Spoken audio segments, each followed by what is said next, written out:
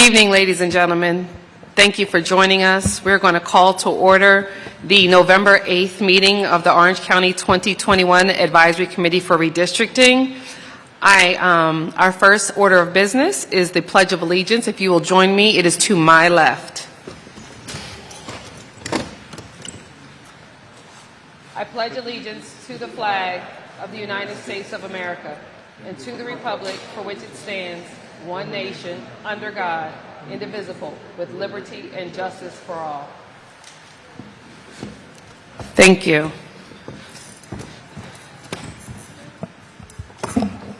We'll proceed with our roll call.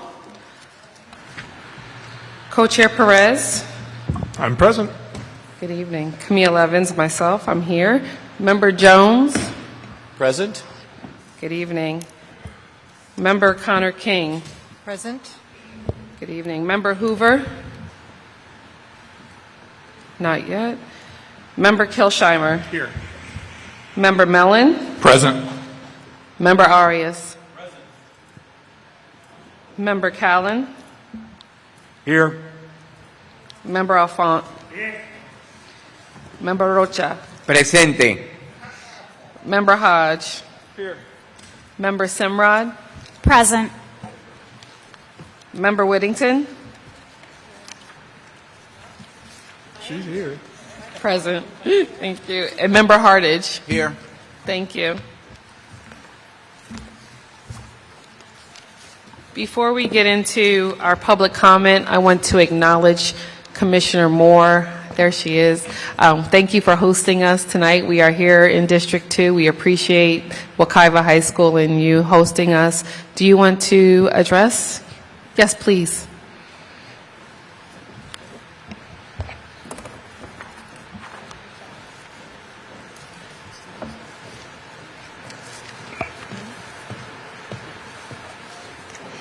Good evening. Welcome, committee members and audience. You all don't know the backstory. We worked for weeks and weeks and weeks to be sure we could host you at Wekiva High School, and we overcame all the challenges. And I have to say, this school has a very special place in my heart because as the former school board member in a new high school, you spent a lot of time trying to help them get to parity, with other schools that maybe have been around for 100 years. And so as I helped them, they came through for us again tonight. And so welcome. We love this location.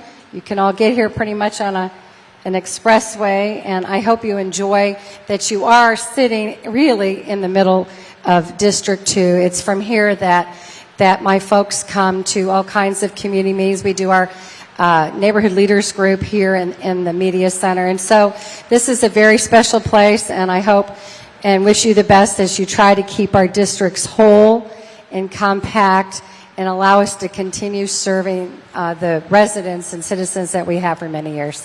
And again, thank you for being here.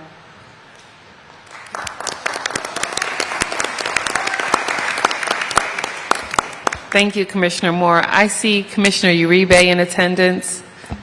Good evening. Do you want to address? No? Thank you.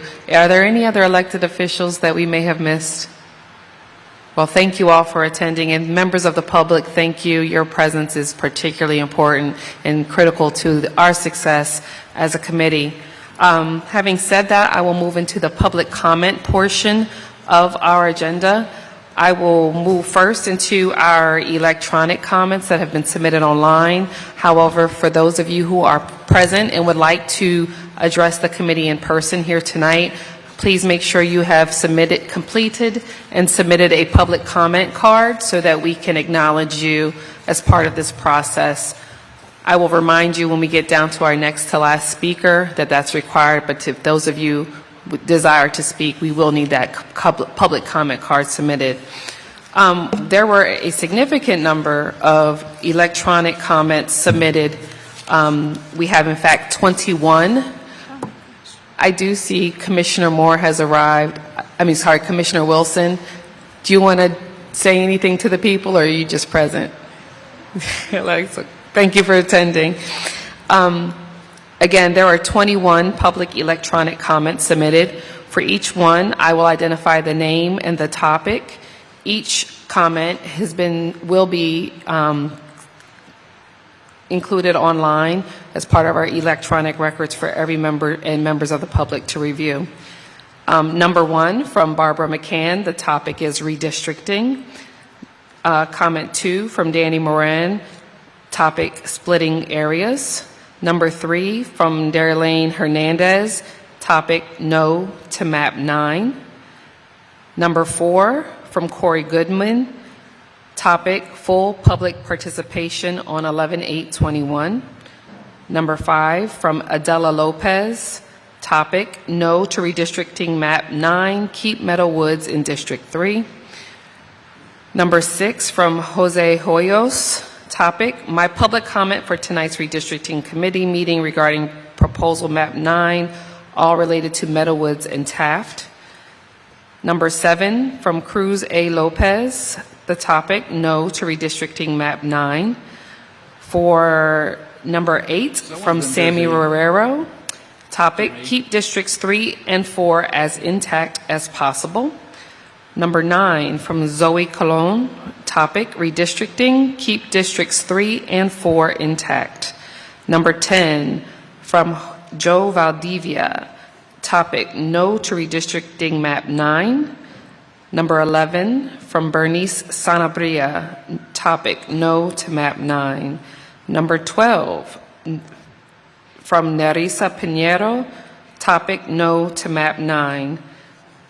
Number 13 from Jose Sanabria, topic keep our Latino community intact. Number 14, Jose Sanabria again. It appears to be a duplicate submission, but just in case, we're keeping them both. Also, the topic there is keep our Latino community intact. Number 15 from Clinton Stanley, topic how to make our community better. Number 16 from Nicole Sanabria, keep District 3 and 4 as intact as possible. Number 17 from Maria Lopez, no to map 9. Number 18 from Cristina Castillo, topic no to map 9. Number 19 from Kashonda Bridges, topic 200 West Cleveland Street, Apopka, Florida, 32703. Number 20, Christina Robinson, topic no to map 9. And number 21 from William Diaz, topic Venezuelan organizations request to keep districts 3 and 4 as intact as possible. That is the complete record of our electronic comments provided for this meeting. Those, as I mentioned, will be included on our ocfl.net/redistricting website. At this time, I have 6 comment cards, and we will start at the top. As I acknowledge you, please come to the podium to my left. Each member of the public will have 3 minutes to speak. Our first speaker is Ms. Patricia Rumpf. If you will come, state your name, confirm your address, and then we'll begin your 3 minutes.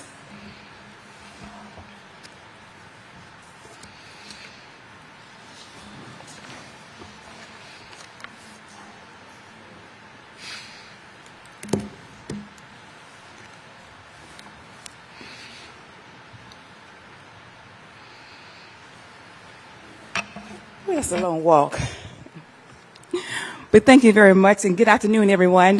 You know me by now, Patricia Rumpf, and I'm a resident of Orange County, District 2, North Pine Hills area. And I'm here to make a few comments. You already know my position with District 2, losing a lot of the population out of District 2. But my comments tonight is what I've been observing and hearing at the different meetings from the different you all working on the panel. And I appreciate your time because I know there's a lot of work. But I'm hearing comments such as that you're trying to make things objective and making it fair for everybody. Everybody means me too. So, and I'm hearing comments from the panel that's comments such as putting Ocoee and Apopka all together. Ocoee is not, and Apopka need to be all together. I'm hearing comments like, listen to the people of Ocoee. I'm hearing comments such as, we're trying to make things as reasonable as possible. And reasonable is very subjective, because what's reasonable for you is not reasonable for everybody. So my concern is, and help me if I'm wrong, because there's several county commissioners here, that the whole purpose of setting up Orange County commissioners was to make sure that the unincorporated area of Orange County was represented. I live in the unincorporated area of Orange County. So you're here on the panel representing the Board of County Commissioners. So I know you have guidelines that you follow by as far as drawing the lines. But one of the guidelines is to make sure that the unincorporated area of Orange County is represented. I'm not concerned about all of Apopka, because all of Apopka is not in the unincorporated area of Orange County. Like I said earlier, Apopka has two sources of budget, the city and the county. I'm not concerned about all of Ocoee, because all of Ocoee is not in the unincorporated area of Orange County. But I am concerned about the communities such as North Pine Hills that is in the unincorporated area of Orange County. And that was the whole purpose of setting up Orange County commissioners to properly represent the unincorporated area of Orange County. Thank you very much for your time. Thank you for your service that you're providing for these last couple of weeks. Thank you very much. Thank you, Ms. Rump. Our next public comment card is from Elizabeth Martinez. Ms. Martinez, if you will approach the podium, confirm your name and address, and you will have 3 minutes to speak.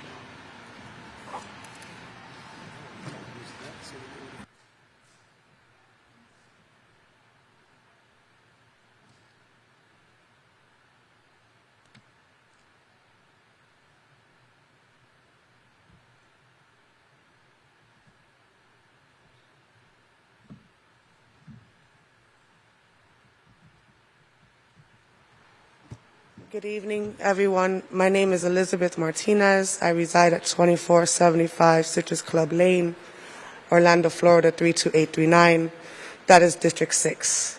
I am a mother of a student in Catalina Elementary, and as I look around me today, I don't see very many people that look like my neighbors in District 6. And I worry that our marginalized black and brown communities are not being heard or thought of when it comes to redistricting. We have to admit that our administration and our school board already have a big problem when it comes to resources, mainly counselors, social workers, and just having the correct funding that we need in our OCPS schools in our district and the rest of our black and brown marginalized communities. So I just want to make sure that when it comes to redistricting, we make sure that my district has the right representatives in place, and that when it comes to making decisions, we're not keeping out our black and brown kids and what their needs are. When it comes to more counselors, more social workers, more anti-bullying programs, less SROs, and just an overall overhaul of the administration altogether. Thank you. Thank you, Ms. Martinez. Our next speaker is Ms. Cynthia Harris. Ms. Harris, if you will approach the podium, confirm your name and address, and you will have 3 minutes to speak.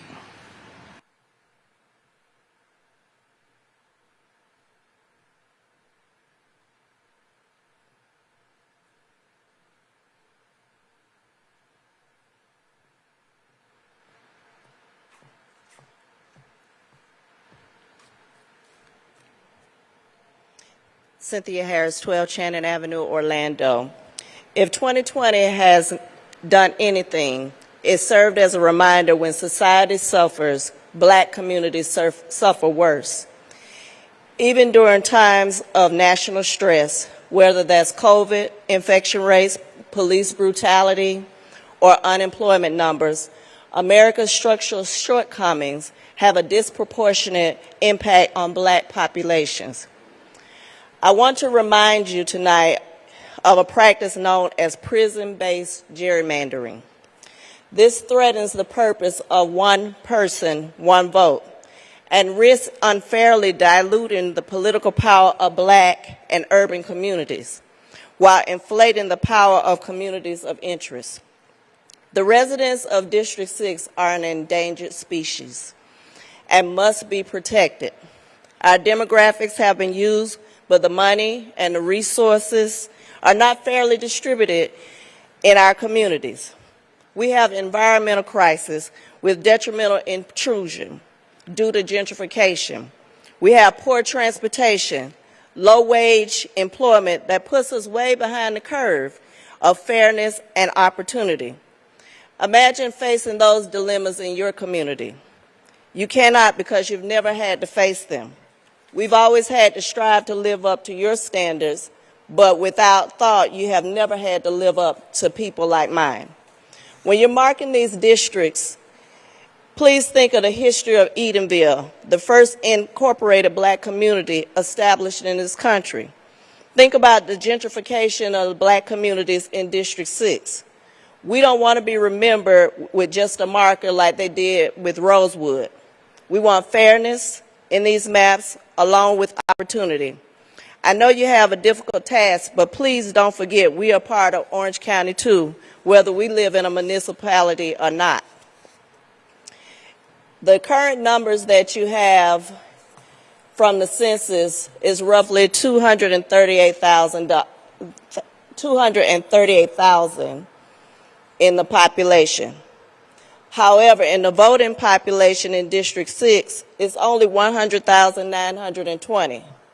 That's a heck of a difference from what your census numbers say and what's really going on. As I stated before, we have gentrification. We have 6 housing complexes that are scheduled for demolition. Where are they going? Where are they going to be in the next 5 years? Certainly not in District 6. I want you to also keep in mind that when you do this map, and I know it's difficult because I've tried it myself, that we are people that are not compacted like cattle. Thank you. Thank you, Ms. Harris. Our next speaker is, I believe, Lucy Barnes. Ms. Barnes, if you will approach the podium, confirm your name and address, and you will have 3 minutes to speak.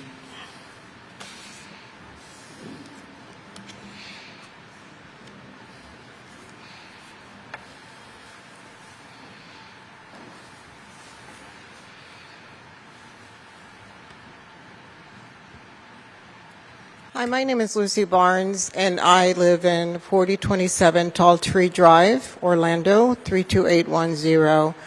I certainly wasn't prepared to speak tonight. I didn't know how this meeting was going to be, but I would like to voice that in the almost 40 years that I've lived in District 2, I have not experienced, and I can speak for several of our neighbors and people that live in District 2, the people of Lockhart as well, that we have not experienced having a commissioner like Commissioner Moore, who has put so much into our community and shown interest and care about seeing our community become a neighborhood that's a neighborhood friendly, that a neighborhood friendly place to live, that crime is one of the things that we have seen go down because some of the projects that she's involved us in, and she's pulled us together like we've never been before. We have now a sense of pride and a sense of community. So my reason for being here tonight is I don't want to see that because of the redistricting go away. I don't want to see us not have Ms. Moore as our representative and our commissioner. And I thank you very much for everything that you've done. And I'm sure I speak for many of us. Thank you.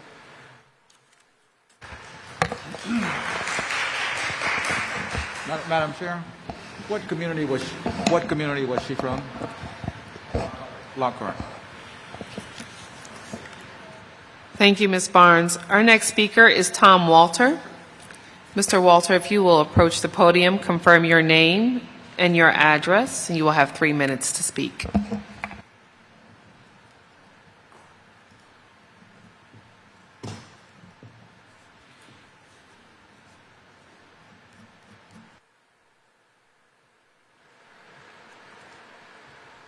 Good evening. My name is Tom Walter. Address is 4127 Greenfern Drive, 32810. We're off of Magnolia Homes Road in Lake Bossy Oaks neighborhood. I didn't know I was going to be following Lucy, but want to echo a lot of the same comments. I've lived in Lake Bossy Oaks in the same neighborhood there for 29 years. I don't think I've known a commissioner's name up until Commissioner Moore. Somebody as involved as she is in the neighborhood, involved with the neighborhood associations, setting up contests for the neighborhoods to compete in a friendly way, drawing neighborhoods back together. I've never seen anybody painting another neighbor's wall or out with scrub brushes in another neighborhood until the encouragement that she does rallying people together. So again, just to voice the reason I'm here, to do everything we can to keep our commissioner in the redistricting. Thank you.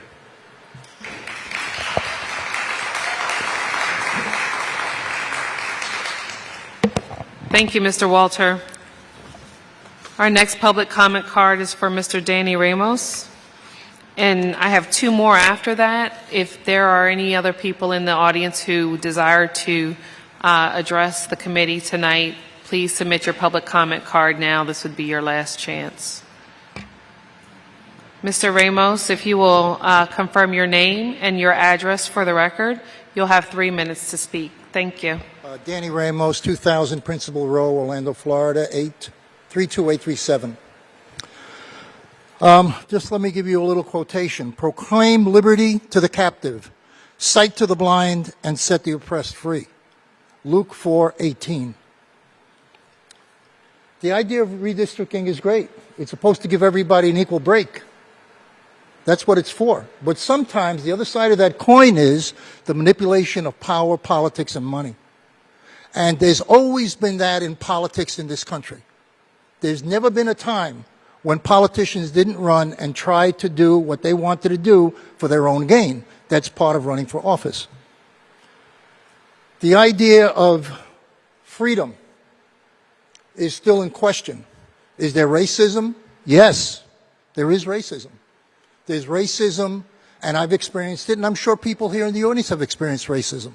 It's part of the process that we live. I can ask you, you're all intelligent people, the people that sit on this board. I have a question for you, maybe not directly with redistricting, but why is it that black and Hispanic children get $23 billion less money for their funding of their education every year? That's over $2,000 per child on the average. Why is that? We all know it's happening, but why is it happening if we all know it's happening? We're all brilliant people, we're all intelligent, but why is that? Why does a person, a child who goes to a black-dominant school or Hispanic-dominant school doesn't get $2,000? Why isn't that money split equally for the educational system for all children? Aren't all children equal? They're supposed to be equal. So racism does go on in different forms. And redistricting has a lot to do with preventing racism and self-determination in this country. When you do not allow people of color to step up and be self-determined, elect their own people to protect their interests, increase their economy, and fight for the education of their children, it's racial discrimination. It's as simple as that. I was here, I'm old enough, probably the oldest guy in the room maybe, but if I'm looking, and I remember when I wasn't allowed to swim in a pool, in a particular organization's pool here in Orlando. And I remember when my father couldn't drink out of a water fountain. Now that's going back to the 50s. I'm that old. Yeah, I'm that old. I was born during World War II. Okay? So I'm 75 years old. I remember that as a child. We have to protect the interests of the minority community, no matter what it takes. Sometimes laws have to be changed. Sometimes rules have to be changed in order to protect and change simple things like all children should get equal money for education. Doesn't matter who you are. Doesn't matter what religion you are. Why does a black child get less money? Why does a Hispanic child get less money? I'm asking you. Okay, guys, I'm sorry I ran out of time. I could have talked for another 3. Thank you, Mr. Ramos. Our next speaker is Todd Catella. He is our next to last speaker. If you and I don't have your public comment card, we have one person after that. Mr. Catella, if you would confirm your name and your address, you'll have 3 minutes to speak. Yeah, Todd Catella, 162 Mercado, Orlando, 32807. Okay, first off, I mentioned last time that in my neighborhood, there is 1.5 streets that is Orange County. The rest of it is the city of Orlando. At 436, at the edge of our neighborhood, going north on 436 is county. Going south is the city of Orlando. If I call for services, it's OPD or the fire department or whatever within the city of Orlando.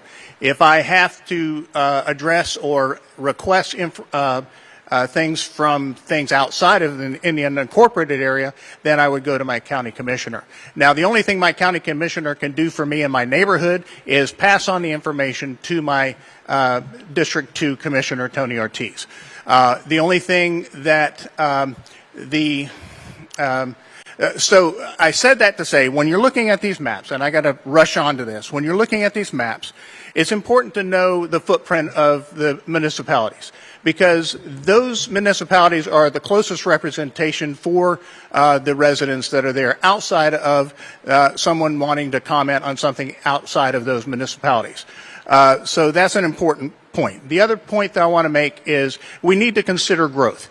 You have 2 planned areas here that are, one of them's 10,000 residents, the other one is over that, it's 10.3. I think that's close to the numbers. Okay, so no, 8,400 in District 1 and 10,003 in District 4. Those are planned developments that are already approved, which means that they are on the board to be developed right now. Okay, within the next 2 to 3 years, all those will be completely full, and there'll be new voters there. If you take 1.5 voter per resident, if they all register to vote, you're talking about an enormous amount of increase in voters that are in these areas, and also population in these areas. So we need to look at District 4 specifically as going down in number from this 8 plus 0.82% or whatever it is on this proposal number, 87% on this proposal 9, for an example, and that needs to be minus, because we're about to have between 10,300 plus in this area of growth. Now, the map in District 1, that's fine. That will accommodate itself over time in a Proposal 9. I support Proposal 9. District 3 should go all the way to the Orange County Osceola line, and I know that Commissioner Myra would do an excellent job in representing that area with her background as well. Thank you very much. Thank you. Our next and last public comment card is for Mr. Danny Moran. If you would please approach the podium, confirm your name and your address. You'll have 3 minutes to speak.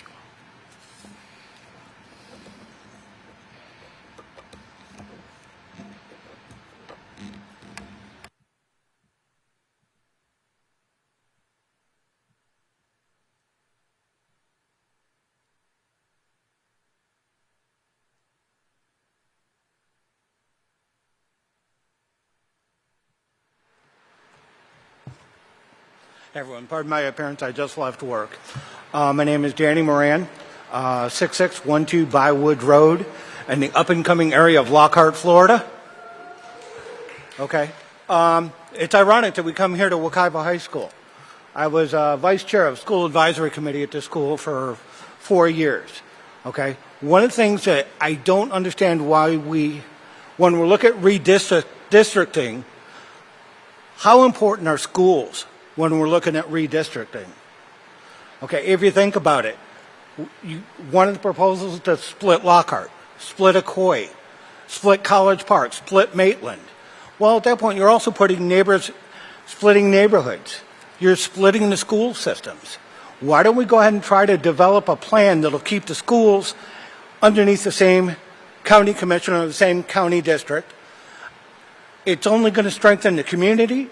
It'll strengthen our schools, and it'll strengthen neighborhoods. I mean, we in Lockhart have been bending over backwards trying to build a stronger, better community for ourselves. Okay, I mean, we have work days, and we've had up to 40 to 50 volunteers show up for it. And now you're telling us that you're going to go ahead and split that? I mean, when my son was in middle school, okay, 2 different schools feed that middle school. Well, at that point, some of the kids he was growing up with, he never saw again. I mean, come on, we got to be smarter about it. Let's go ahead and build the communities, or do this districting to build the communities, build neighborhoods, and build our schools. It's a win-win-win situation all the way across the board. Thank you for your time. Thank you, Mr. Moran. That concludes our public comment session on this agenda. I do want to commend those of you who came out and all of you who have provided electronic comments.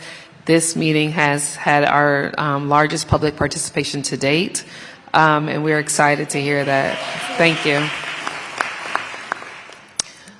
Before we move into our information agenda, I'm going to turn over to my co-chair, Mr. Perez. Thank you, Madam Co-Chair. Members of the committee, the co-chairs met with staff at a publicly noticed meeting last week, and we've been looking at the calendar and receipt of maps. And we have a bit of a challenge, and I'm going to talk about it now and give us a quick solution. Our last meeting in the districts is on the 15th, next Monday, where we will be in District 5 over in the Goldenrod area. Because of Thanksgiving, we are not meeting on the 22nd or the 29th. 29th is the last day to submit maps. We also are not meeting on the 6th. So our next meeting after next week at this point in time is December 9th, which is our first of the last 2 public meetings. What does that mean? That means that any maps that we receive leading up to the 29th will not have gone through the informational process. It'll be a de novo item for us, and we in the public won't even have our legal reviews of those maps when we try to take them up at the second to last meeting, the public meeting. Your co-chairs, by virtue of the resolution that we adopted, which says that additional meetings may be requested by the committee. Such requests may only be initiated by joint motion brought forth by the committee's co-chairs. Then it is approved by the majority of the committee members present. We have talked with Orange TV. We've talked with our tech folks. We have reserved Barnett Park subject to you all's approval, but your co-chairs at this point would like to move to add one more meeting to our schedule on December 6th at Barnett Park at our normal meeting hours. It'll let us get through the maps that have come in. It'll give time for staff to do their legal reviews leading up to the meeting on the 9th, and it will certainly facilitate our workload. So, Madam Co-Chair, on behalf of the 2 of us, and I assume you will second the motion, I move that we add one additional meeting of this body at Barnett Park on December 6th, commencing at 6:30 p.m. Yes, I second the motion. So, discussion. Any discussion? Please use your cues, remotes. I have Member Callen. I don't have a comment, no. Okay. Member Arias? I actually have a question. December 9th is a Thursday, correct? It is, and that has been on our schedule the whole time. Yep. Right. So we're looking at Monday the 6th and then Thursday the 9th. Correct. Okay. I just wanted to clarify. Yep. Member Hodge? Are we expecting a large influx of maps to warrant this, is my question. We don't know the answer to that, Wes. We know some members of the public have been reaching out to some of our committee members who have and asked them to sponsor maps. We simply don't know the answer to that, and we hate surprises, and we really want the public to be able to engage in those maps if there is a large surge. I do want to point out, not everyone needs to submit a map. If you see something you like already, you're not required or obligated by serving on this commission to submit a map, but we don't know the answer, Wes, so we just wanted to play it safe. Member Simrod? Thank you. I had a question regarding the logistics. So we'll have the 2 meetings in the 1 week. So on December 6th, which is the Monday, we would be looking at basically the information legal analysis. And then anything that comes forward out of that session goes to Thursday, where we begin to review all of the maps during the last 2 sessions, that Thursday and then the following Monday, correct? Yes, sort of. But yes, that is correct. But we will review the maps from the 6th and decide if they advance. And subsequent to that, we would commence reviewing any maps that have advanced. Now, you'll be getting a memo. Well, we'll talk about that after the vote. But yes, that's exactly right. So there would be a Monday, Thursday, Monday meeting schedule. Correct. And I have no problem with the time. I can be available whenever, but I'm just concerned that the Monday, Thursday, Monday, does it give the committee enough? It actually gives it a lot more than it's got right now. Yeah, it does. You're right. Yeah. Okay. What, could I make the request that the website would be updated? I really depend on the website. Of course it will be. All right. Seeing no further requests to speak, we'll go ahead and call the question. All in favor, please signify by saying aye. Aye. Are there any opposed? Motion carries. So for the record, we will have an additional meeting on December 6th. Thank you all. Madam, did I come up? Commissioner Hardage? Yeah, I'm in favor of the motion, but I did have a discussion item in reference to the public comments. I have a message I want to ask of the co-chairs. Is this appropriate now, or is that later? I would rather hear about it not right now. No, I would like to know outside of this meeting. No, it would be. It's germane to the meeting, I think. Yeah, can you work with staff to get a meeting so we know what the request is? Yes, I can, but I would prefer not to. It's a public meeting, so I should be able to ask a question. Sure, go ahead and mention your question. Thank you. Here's my concern. We've had several meetings where the issue of prison populations has come up, and I haven't made a comment on it, but that really is a major issue. So I want to know if the 2 co-chairs will ask staff to give us some clarity on that. District 6 does have the 2 largest prison populations in the whole county, and I've done some research on that, not just for this meeting, but historically. And what that does is it disproportionately represents the minority population in a particular district. Now, it works equally well in equally detrimental to majority communities as it does to minority communities. In a majority community, it makes it appear more minority than it is, and so the majority population gets a voting advantage. In the minority access districts, it makes it appear as if it's actually more minority than it is, and has the same disproportionate effect. Now, we are not required to calculate that into our map design because we're working from census maps. But I do think, since it's come up in 3 meetings, that it might be appropriate for staff to give us some clarity on it, just so that we can have that in the records going forward, and we'll want to discuss this in the future. No, absolutely. I thought you had a procedural change that you were proposing. No, That's ma'am. what I thought you were asking. That's why I had hesitation. I think that you've made a great point. Ms. Barrios, is there anything you want to share with us on that topic that would be helpful? And I echo Commissioner Hartage's comment that if there's a written summary of that issue that you want to provide to the committee, it'd be helpful. But if you have some insight here today, that'd be helpful as well. I can definitely provide a written memo to the committee on the topic of populations. I will correct the record to say that the county does not have a prison population. It has jail, which it has an inmate population. Inmates are temporary. They're not permanent, or more permanent as prisons are. And so there is some law on prison populations that I can definitely summarize. There was a case in 2016 out of Jefferson County Board of County Commissioners. Again, it did deal with the state prison population, not a jail population in that sense. And it does come to some conclusion. It is a Florida case, and I can definitely do a written memo to more flesh out the law around that area. Typically, with jail populations, there's not a whole lot of law in that area, but I can definitely try to flesh it out. Thank you. With all due respect, staff, the voting population don't distinguish between prisons and jails. But I know that legally we do, and I know that the research and the legislation does the same. But what we're talking about are people that have been judicially labeled as felons and can't vote. So that's what we're looking for the clarity on.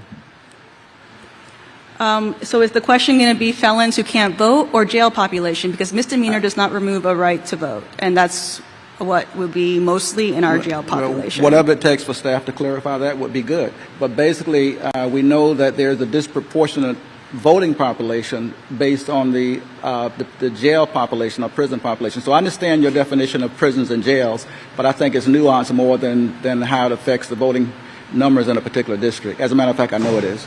Yes, and I'll definitely take that into account, Committee Member Hartage, and write a memo and present it to the committee members, as I've written other memos on different topics. Thank you.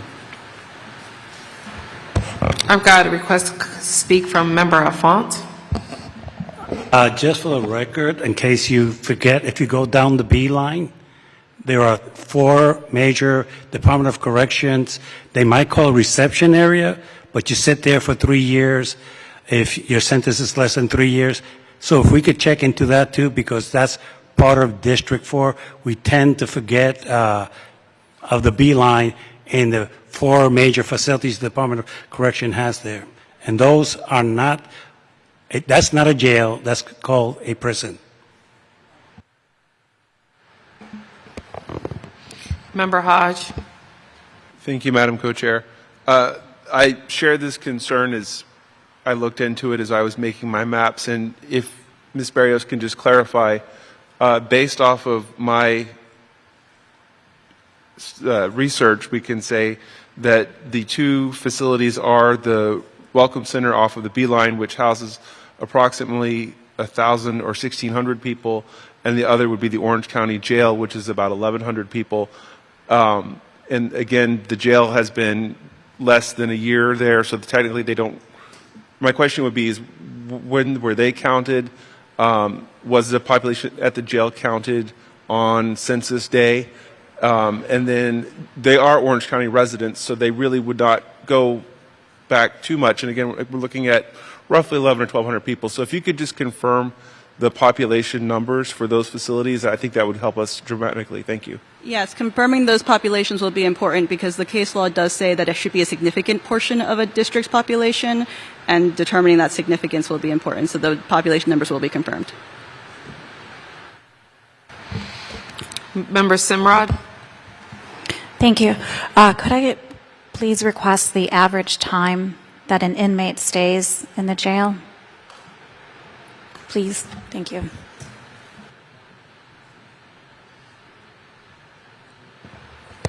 And Member Callen. Thank you. I would agree with Commissioner Hartage on this point. The difference between a county jail population or a resident of Orange County and the state system is kind of nuanced. I would be interested to know, as part of the review by the legal counsel, the numbers of the residents in District 6 or District 2 or whatever district that is incarcerated, whether it's state or local jail, so we'd have that information available to us when we make the decisions, recommendations to the board. I think Commissioner Hartage brings out a good point about it can skew the numbers either way, and I think we need to be mindful of that as we move forward.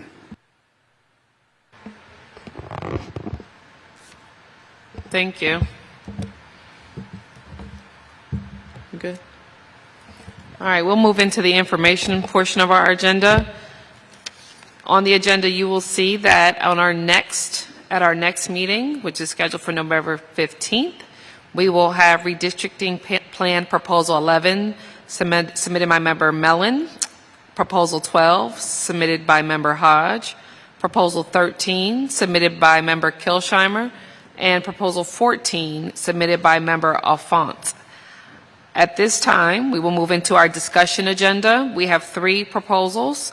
Proposal 6A, which is an administrative review for Member Hartage's proposals from last meeting, and then Proposals 9 and 10, which we will take individually, submitted by Member Callan. So, Member Hartage, do you want to approach and give a review of you? Madam Co-Chair, I would pass on giving a presentation. We did one at the last meeting, and the changes were basically administrative changes that were included in the motion made in my last presentation. So unless the committee sees a need for a presentation, I would just move that we accept staff's corrections based on my motion. Okay, I believe the proper process is that we need to withdraw Proposal 6 and replace it with Proposal 6A. For the benefit of those present who may not have a clear understanding of what 6A does, I would like to ask if staff has some clarification to help provide for everyone so that there's some review of what 6A does compared to compared to Proposal 6. Thank you. I would agree.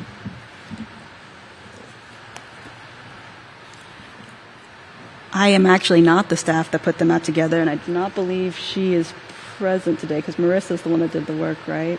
But my understanding of the difference between between 6 and 6A is that the changes that were suggested by the staff's proposal on those small populations in Edenville and other areas were put back together, and that a couple of the lines in the district were smoothed out with some zero populations that were added. Is that correct, Commissioner Hartage? Yes, that is correct. So, Commissioner Hartage, do you want to make a motion? My motion would be that we withdraw map number 6, and my motion would be that we approve map number 6A. I'll second that motion. We have a motion by Member Hartage, a second by Member Rocha. Is there any discussion? Member Rocha? Member Arias? Just a question for the map. If I'm looking at map 6A, a couple of squiggly lines going near, actually the number 3, where there's a little opening, I'm assuming that's a software issue and not intentional? I guess I'm asking staff. That was intentional. That was the result of moving, and it is in Committee Proposal 6A Attachment 2. So you see that little square I'm talking about? Yes, if you look at the Committee Proposal 6A Attachment 2, that is the result of moving the remaining population of Holden Lakes into one district, which was one of the changes that were approved. The committee could Do you see what I'm looking at? Is there a way to remedy that? The way to remedy that would be adding more population around it to smooth out that line, or to keep that 14 population out of the District 6. It would create, but that is currently how the map has been approved. Then correct me if I'm wrong, would that not be continuous then? It is contiguous. If you look at the Provisional Committee Proposal 6A Attachment 2, that's part of the legal analysis. It is contiguous. It doesn't. It looks like it's not in how small the map is blown up, but it is a fully contiguous piece. Okay. Could you show it? Pardon the interrupt, but we lost legal counsel in the speakers facing us. It's a little hard to hear.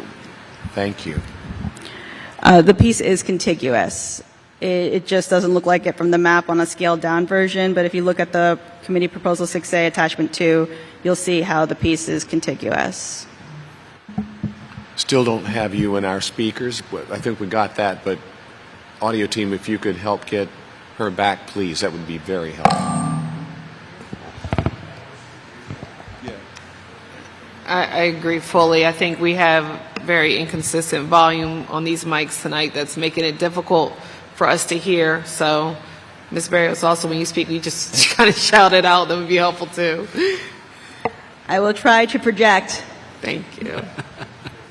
Yeah, monitor speakers facing us are not broadcasting from that side of the dais.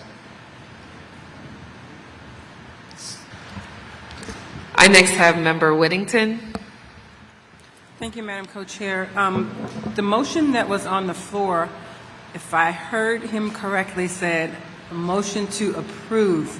You mean to move this map forward, correct? Not that we are approving this map. Correct. It was to withdraw 6, replace with 6A, and to move 6A forward. Correct. Okay, thank you. Member Jones. Member Rocha. Just, if I want to reference the minutes from the last meeting, it was my understanding that today on 6A was a formality. The map had been approved based on the recommendations of staff, and today we was going to put the map in the pool, correct? Correct. This is a procedural formality to affirm our agreement with staff's work to do what they think we asked. So we are just to make sure that the record has the correct proposal. The motion is to replace proposal 6 with 6A. Okay.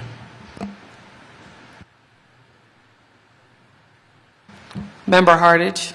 Yeah, just to address that little square, at the end of the day, it may not be there, but the real reason was that the community just to the north of that is part of that little square. And so we said, well, make that line straight or keep that community together. So I think at the end of the day, that will probably change, but the reason was that that little square, even though it's small as it is, it looks like it's part of the northern community. And we can't see it on the map, but there's a little street gap in there that makes it contiguous. So Thank you for the clarification. thank you. And it was one of the things that staff presented in the staff reports. Member Cowan. Commissioner Hartage addressed my question I had, so I think we should move this forward. There may be some changes to it in the future, but it's a good map to consider in the future. Thank you. I have no further requests to contribute to discussion. Seeing no other requests, we'll go ahead and call the question. All in favor of moving proposal 6A forward and removing proposal 6, please signify by saying aye. Aye. Aye. Are there any opposed? Opposed down here. Okay. You have that, Madam Clerk? Thank you. All right. Thank you, Commissioner Hartage. Next item on our agenda is redistricting plan proposal number 9, submitted by Member Callan. Member Callan, if you'll approach the podium, you have 5 minutes to present.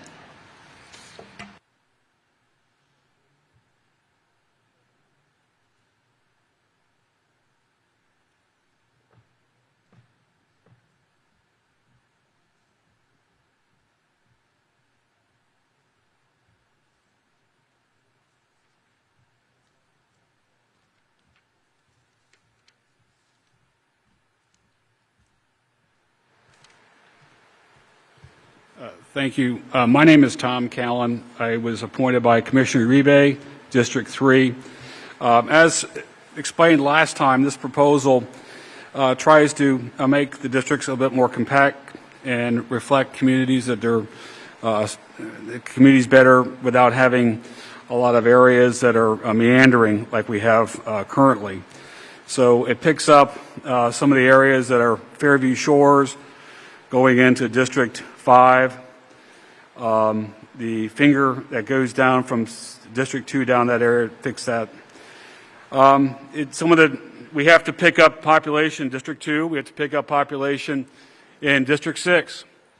And it causes a balance issue. And so what this proposal does is seeks to try to keep the balance better. Unfortunately, I looked at this for quite a while with regard to District 6. In District 2, there is a sizable African-American population. Currently in District 2, 72,000 residents. Under my proposal, it goes down to 64,000. Under this proposal, the amount of white population goes from in the 80,000 range or 80,000 range to a number over 100,000. So that has to be discussed openly about that. We have to pick up, series of substantial population, and because of the configuration of the county and with Lake Apopka, that's an issue. The second part is that District 3 is in District 4. District 4 is a very expansive district, covers all the way out to the river, to Brevard County, and also goes all the way to 441. And the district commissioner lives up near the 408 and University, UCF area. The area developed in District 4 south of Belle Isle, Taft, is in her district. And that area, if you look at how it operates down there, serves as more of a function towards Belle Isle, that community there. And all that development in South Chase and Meadowwoods has developed out the last 30 years. Tom, can you turn your head back into the mic? We lost you. Oh, am I here? Okay. And so, I apologize. We still don't have you in these speakers. Hello? Okay. So, the idea behind this map is to understand the linear development of the county in a compact area. The development that moves from District 4 to District 3 is development that was approved and developed out for the past 30 years. I'm seeing that most of the new development in District 4 is Lake Nona and out east. And so that it balances the numbers. It picks up, it lowers District 4 by 20,000, which needs to be done. It moves numbers around. The Hispanic population stays roughly the same. Every solution we've had on District 4 so far has a reduction in Hispanic population, whether it's 7,000, 9,000, 5,000. And so this proposal does have a reduction in Hispanic population, but it does exchange Hispanic population from the northeast section of District 3 down, and then also has a Hispanic population that's in District 4 go to District 3. Can you hear me? No. Let's pause for a moment, please, on the time, and if we can do something to help Is this better? Member Callan's voice carry so that members of the public and members of the committee can adequately hear him. I am yelling. Do you? Actually, that one would It worked do it. well until we made the adjustment. Yeah, I think if we turn that one. It worked well until you made the adjustment. Test. So without anything further to say. No. That's not. Those are the speakers we can't hear out of. That's the problem. Actually, his microphone has not been coming out of that. What, this one? But previously it was not. It's not the direction of the speaker, it's the absence of the signal. Okay. Let's try it again. Hello? Okay, we got it now. Hello? That's even better. Yeah. Are we back? Okay. Well. Does that work for you, Jimmy? Jimmy? All right. Hit your mic, girl. Can you hear? Hello? Yeah, it's better. Okay, so with regard to 3 and 4, I felt this tries to looking at the plans moving forward. District 4 is going to have a lot more population. District 3 is pretty much built out. It's redevelopable area. So this map tries to look at the various districts by where their current is in development activity. Are they established neighborhoods? Are they emerging neighborhoods? Are they transitioning neighborhoods for new development from raw land into single family? I didn't get into gentrification at all. That wasn't the intent of this. I basically felt, and this plan was done as a plan, to say that District 3 and District 4 and District 4 primarily represents multiple communities that I don't think are a cohesive area in a development pattern point of view. I was mindful, if you ran the numbers look good. It balances out the populations between white, black, and Hispanic. I was very mindful of that, spent many hours going through that. So in District 4, it would transfer the area around west of the airport to District 3, and in exchange, areas that were northeast part of District 3 go to District 4. And so the numbers have changed. And consistent with the other plans submitted by...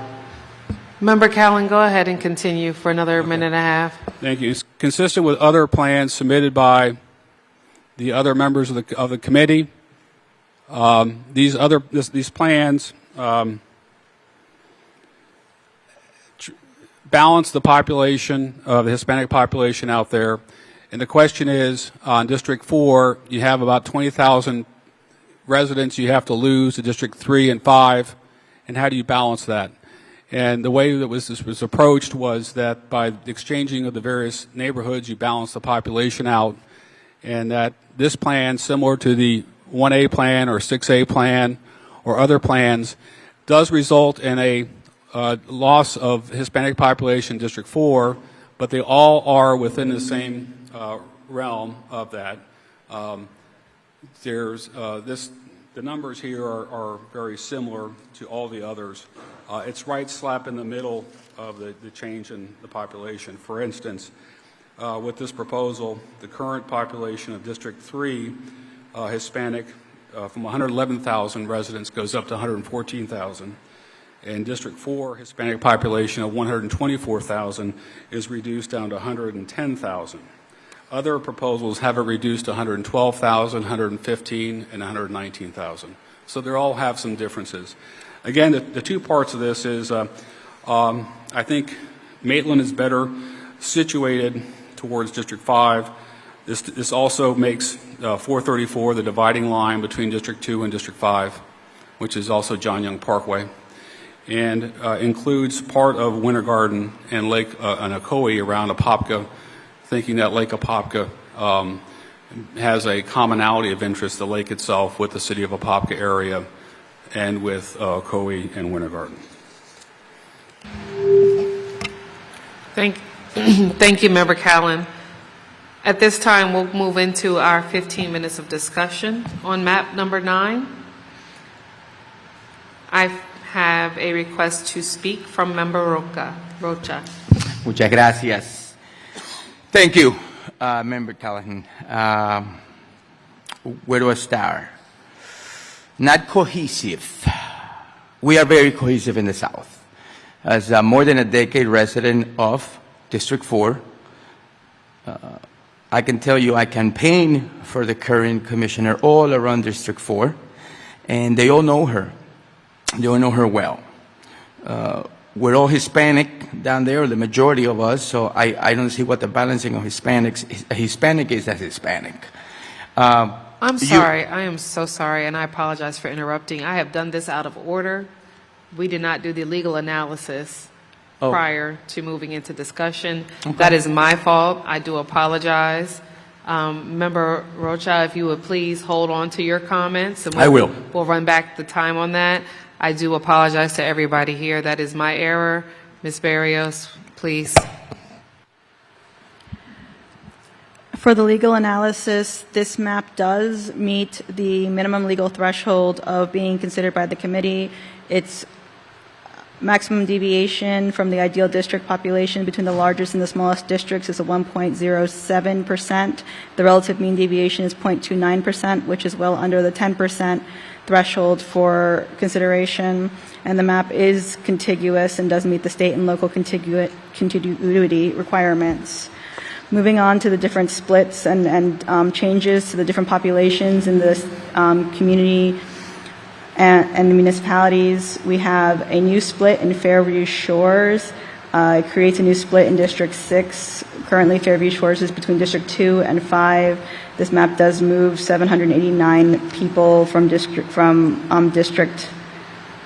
2 over into District 6. Maitland now has a new split. Currently, all the population is in District 5. It will be splitting the population between District 2 and District 5.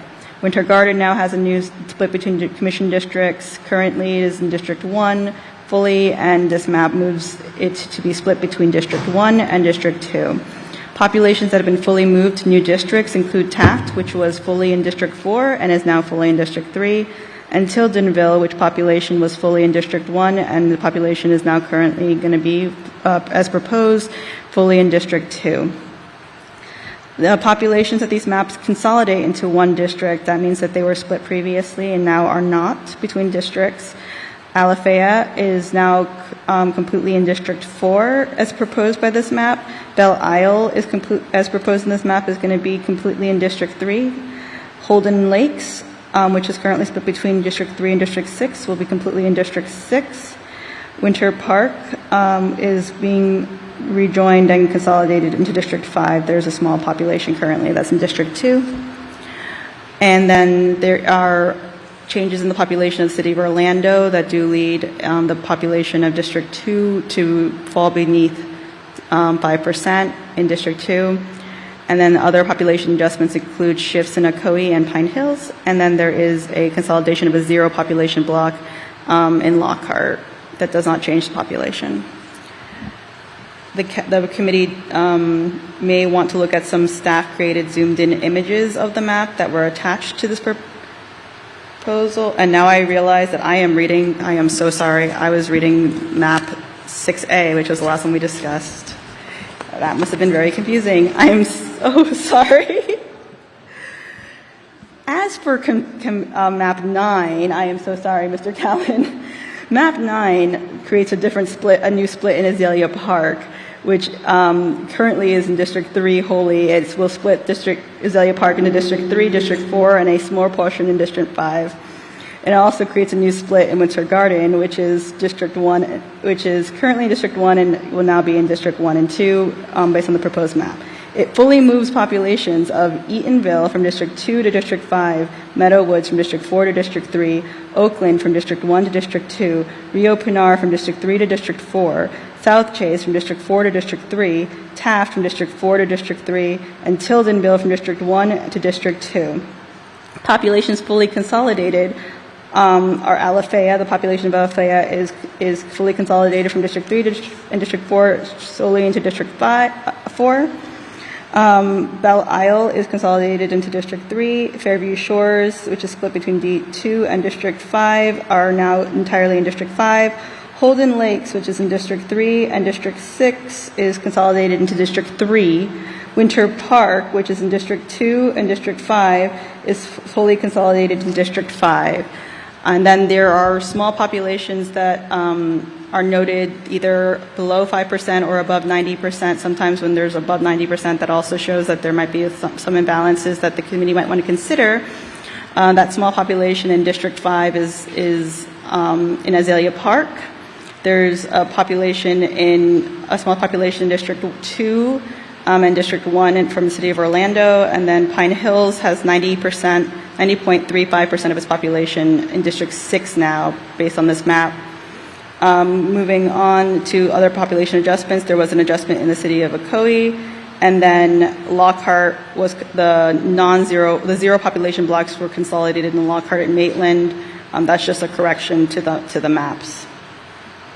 And then in potential considerations, the committee may wish to consider, if practical when weighed against the other traditional redistricting principles and applicable law, considering adjusting the boundary between District 3 and District 5 to avoid placing that 0.11%, the 0.11% of Azalea Park's population, which is 16 people, into District 5. That is shown in Committee Proposal 9, Attachment 1. There are a few additional attachments for zoom-ins just to show areas of the map that may be of concern or consideration by the committee, just so that the committee members can see more closely what those look like. And they're shown in Committee Proposal 9 and Attachment 2 and Committee Proposal 9, Attachment 3. I apologize for that. That is the end of the legal analysis for Committee Proposal 9. Thank you, Ms. Barrios. And my apologies for not going directly to you after Member Callan's presentation. We will now go into our 15 minutes of discussion. And Member Rocha, we'll have you start us off. Thank you, Madam Co-Chair. Okay, I'm going to take another approach. Meadow Woods, South Chase, and Taft are one community. I will make the argument to my fellow Ocoee, Winter Garden, Pine Hills. I want to maintain a community together, to keep the South together. I walked Taft.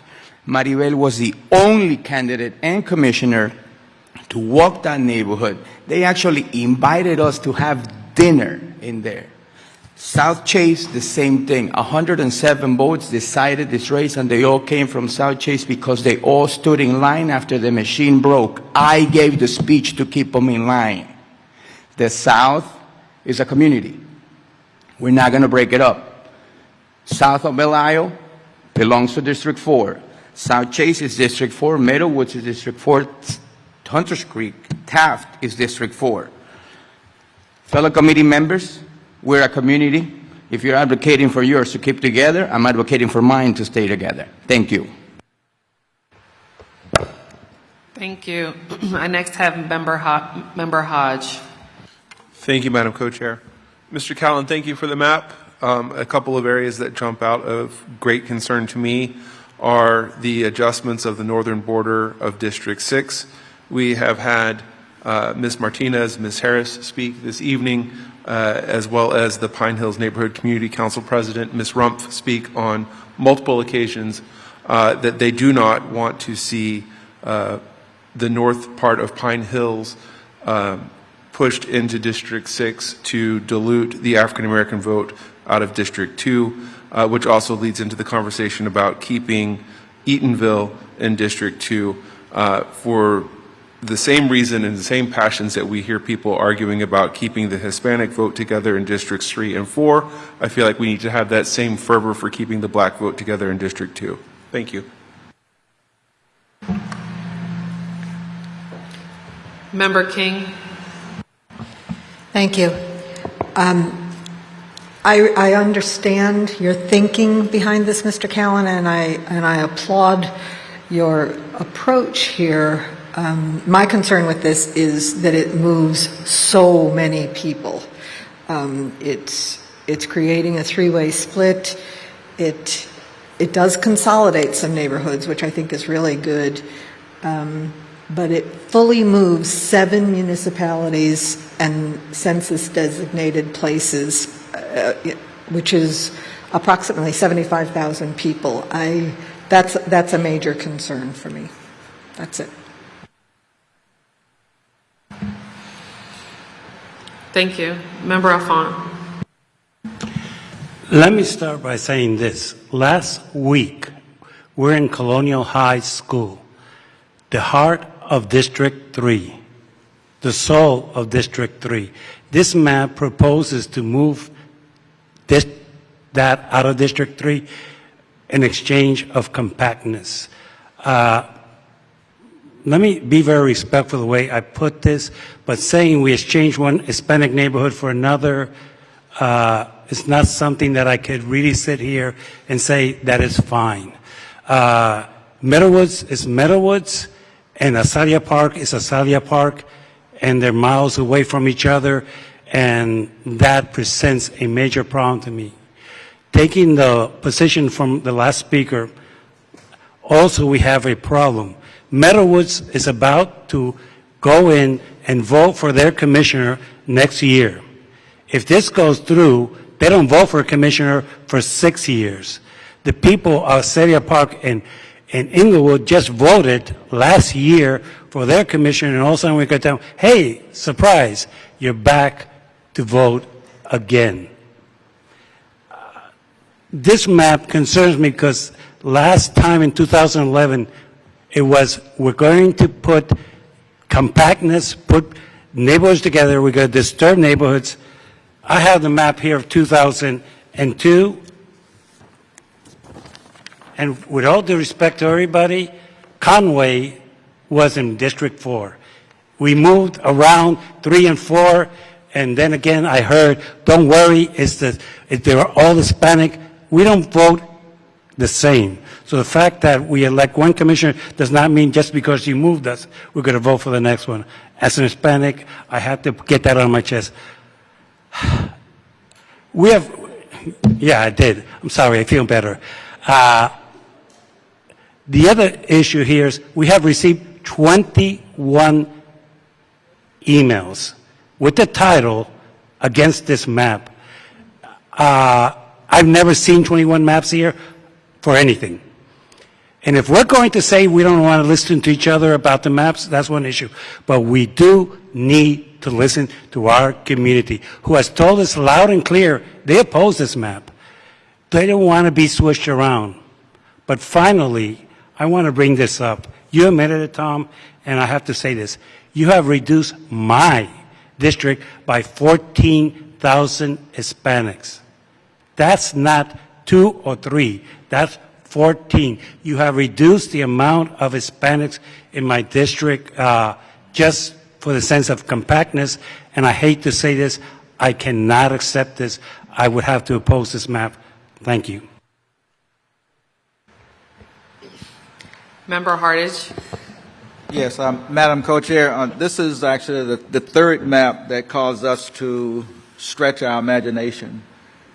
So I think even though there may be some dissension about this map, that should not go unnoticed because as the county develops at some point, maybe not this year, but at some point in the future, we're going to have to consider some of these changes. I think my main question is that we had several public comments against the map. Does anyone know what any of those comments were about? What were they opposing?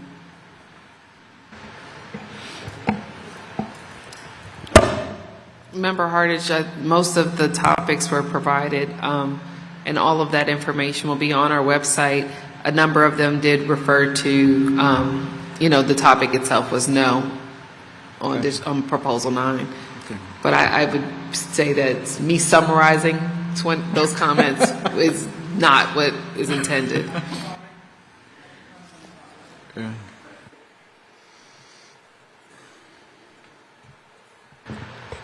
Member Rocha. Yes, the comments were of our community leaders and community constituents that want to stay where they are in District 4. Most of them, if not all of them, live in South Chase, Taft, and Meadow Woods, right where I live, and we want to stay in District 4.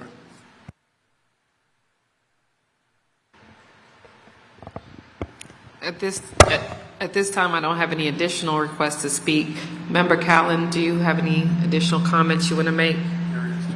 And after that, I have Member Arias. Okay. Can you hear me? Is it on? Is it on now? Okay. So just stepping back, this is a kind of a provocative map in that trying to place neighborhoods that are developed versus emerging areas in the same type districts, reflecting that an established neighborhood may have different interests than an emerging neighborhood, putting race and ethnicity aside. That's the starting off point. But then looking at it and going through this, the numbers do balance what exists today, and I was very mindful of that. Understanding that District 1 needed to lose 30,000 residents. District 2 needs to pick up 18,000 residents. District 3 needs to pick up 14,000 residents. And District 4 needs to lose 22,000 residents. If you look at the chart that's attached by staff to this report, look at the voting age section down below. Although, for instance, there is a Hispanic population loss total of 124,000, the voting age is only 82,000 of the new change proposed, and the voting age would be 87,000. So if you look at the voting age, it reflects something different based upon a population. And so I was not intending to dilute anyone's vote at all with this process, just merely to reflect that District 4, extending beyond the 408 towards UCF, and going all the way down south of Taft to the Osceola County line and out to Brevard is a very expansive area that is emerging and changing with more development. And so we have to pick up the population change there with that. As to regarding to District 6 adjustments, I kept Claricona-Ocoee Road to the north kind of as a border just because of that, and used again the John Young Parkway 434 as a because Maitland and Eatonville both go on both sides of I-4, and putting that over there, District 5, more established neighborhoods, those things. So that was this was done for that purpose solely, to see, based upon development trends in that area. I did note that here, where we're at here, and this is, excuse me for a second here, Lockhart stays within District 2. I have no further comments. Thank you. Ms. Barrios, did you have comment?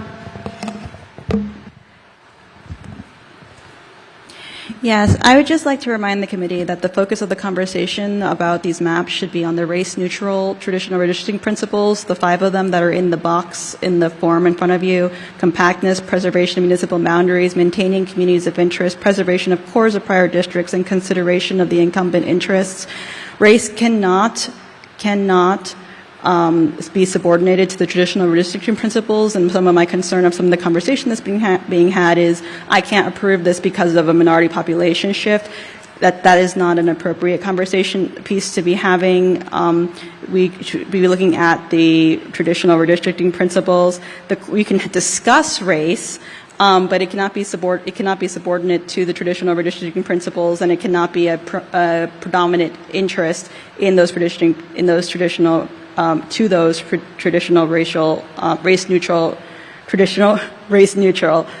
redistricting principles. And so I just wanted to make sure that we're focusing on those 5 factors. Those 5 factors are going to be what this committee needs to make the determination on the map based on. Again, discussion of race is fine. It just cannot be why one map is chosen over another map in those kind of regards. Thank you, Ms. Barrios. I appreciate that reminder, as we are working within a legal construct that we as committee members do not get to create. It is legal standards that we must adhere to. So I appreciate the reminder. I have a request to speak from Member Arias. Thank you, Madam Chair. I was taking a look at the map, Mr. Callen, and I actually think it's not a bad map. It may not be everything we want, but it's not a bad map. I have to remind everybody that at some point we're all going to have to make concessions. As far as staying together, Mr. Alfant pulled out 2010, actually it's a 2002, I believe, map, the old map. Go ahead and look at District 3. It moved in which direction? South. Here we are 10 years later by law, and we have to do this again. The only direction 3 can probably move is south, towards the border. 4 is a huge, expansive district, and if you take into consideration the traditional principles, the map does reach the balancing act. Take a good look at the numbers. The numbers are balanced. We cannot keep everybody together the whole time. If that were the point, Mr. Rocha, nothing would have ever happened in 2010. We can't stay stagnant. We have to do a balancing act. We have to grow. Someone will have to pay in order to grow, if you want to see it that way. I don't mean that in a negative way, but the district is going to have to grow in one direction. 2 has to grow, 1 has to go down, 6 has to grow. 4 has a tremendous growth, and I know that's not a consideration in traditional principles, but after we consider traditional principles, we can take into consideration other principles, like Ms. Barrios just said, one of which is emerging growth, emerging people growing to the areas. Lake Nona is exploding. That's District 4. Northwest is exploding. I'm sorry, Southwest. Horizon West is exploding. So you take into consideration the traditional redistricting principles. This map actually does do the balancing act. We may not like it, but it does do the balancing act. This may not be the map to move forward, but some concessions will have to be made by all of us because we just can't keep it the way it is. So at some point or another, when we consider these maps, we have to look at which way 3 is going to grow, which way 6 is going to grow, which way 2 is going to grow. So if I look at this, Mr. Hodge, you were concerned about District 6. I'm assuming you mean Table 3, where it says Holden Lakes District 6 is moved into District 3. But the amount that's moved in is 432. And if you take a look at the back page, which is Table 4, again District 6, what we're talking about is a movement of approximately about, I'd say 8,000 people, maybe a little bit more. But from District 2 from District 6 to District 2, forgive me, I've got them backwards. But you look at the numbers, and if you look at the numbers, the balancing act is there. So if you keep the populations all together all the time, there is no way we're going to get this done. So Mr. I Arias, understand. I just want to, for everybody's edification, we're going to allow 5 additional minutes. We are through our 15 minutes. And so feel free to finish if you have anything else, but I just want to make sure everybody knows that we are less than 5 minutes away from completing this discussion. Yes, and you take in consider and worried about this Hispanic vote in between District 3 and 4. That should not be in the consideration. I mean, yes, it is, but it's a secondary consideration. The consideration right now is to balance Orange County public numbers so that we have a good map moving forward. And so when you look at the Hispanic vote, there's quite a few people in District 3. Take a look at the map that says, I'm sorry, when you take a look at how many people are in Hispanics are in District 3 right now, and how many Hispanics are in District 4 right now, the difference is not significant. So we're concerned about the Hispanic vote in Meadowwoods and South Chase and this and that. At the end of the day, those are secondary concerns. The first concern is balancing and the equities of the numbers. So I really recommend that the board take a good look at the balancing of the numbers. And this may not be the map, Mr. Callen, but I can't believe that it's far from it. Thank you. Thank you. I next have Member Rocha. Thank you.